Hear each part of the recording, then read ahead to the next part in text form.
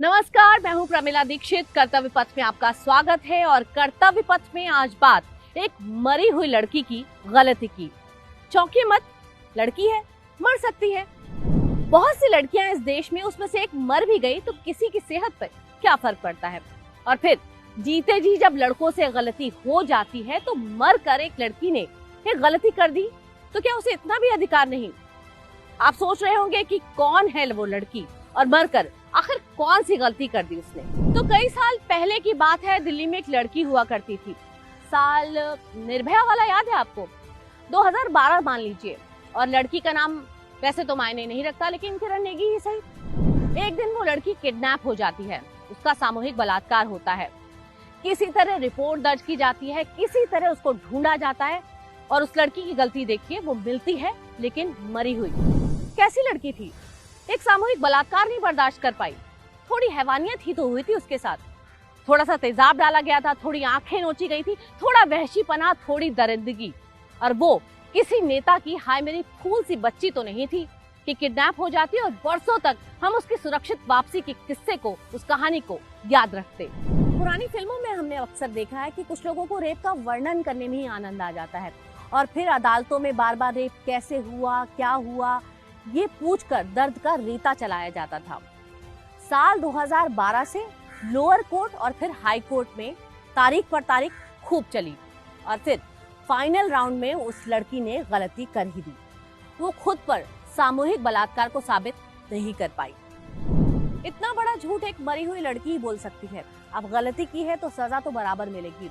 और वो तीनों दरिंदे तो नहीं बोल सकते, वो तीनों लड़के अब वापस सभ्य समाज का हिस्सा बन जाएंगे, सभ्य समाज के नागरिक बन जाएंगे। बरी होने का तात्पर्य तो यही हुआ ना। मन का चोटता है, खुद को झकझोरता है। इस देश में सरकारें हैं, अपना काम कर रही हैं, पुलिस है, प्रशासन है, अपना काम कर रहा है, अदालतें हैं, सम्मानीय अदालतें हैं, उच्च अदालतें हैं, वो अपना काम कर रही हैं। फिर आखिर ऐसा क्यों हुआ? अब समाज के तौर पर हमारे पास दो ऑप्शन है। या तो हम यही डिसाइड कर लें कि शाम को खाने में क्या बनेगा, किसी के पार्टी में क्या पहन के जाएं, या फिर और ये वाली चाची के व्यवहार में कितना पैसा दें, या फिर हम ये डिसाइड कर लें कि मेरी, आपकी, हमारी, तुम्हारी, इसकी, उसकी, किसी की भी लड़की के साथ कोई ऐसा करने की और ऐसा करके बच निकलने की सोच तक ना ले। हमने कोर्ट रात में भी खुलते देखे हैं। याद है जेसिका लाल को जब हवा मार के चली गई थी? नो वन किल्ड जेसिका के बाद भी हमने जेसिका के हत्यारों को पकड़ते जाते देखा है। किरण नेगी के माँ बाप आपके सेलेक्टिवनेस को, आपके सालसीपन को, आपके सेल्फ सेंटर्ड होने को कभी बर्दाश्त नहीं कर पाएंगे, कभी माफ नहीं कर पाएंगे। अरे भेड़िए थोड़ी ना खुले छोड़ने शहर में कि जब जी चाहे जिसको उठा लिए जा रहे हैं। और आज जब तक आपके घर पर नहीं आ रही, आप बस oh my God this is so injustice कह के अपना काम चला रहे हैं। इसलिए आवाज उठाइए, सवाल कीजिए, अपने कर्तव्य पथ पर चलिए। किसी का दिल तो पसीजेगा। पुलिस में, प्रशासन में, समाज में, सरकार में, अदालत में कोई तो इंसान की तरह सोचेगा, कोई तो उस बच्ची के अभिभावक की तरह सोचेगा, कोई तो अपने कर्तव्य पथ पर चलने की सोचेगा।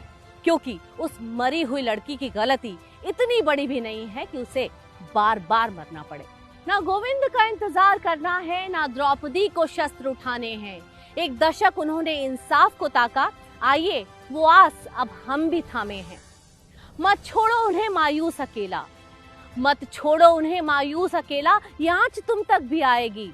साथ उठो, सवाल करो, साथ उठो, सवाल करो, तभी तो जांच की बात आएगी, तभी तो जांच की बात आएगी। धन्यवाद।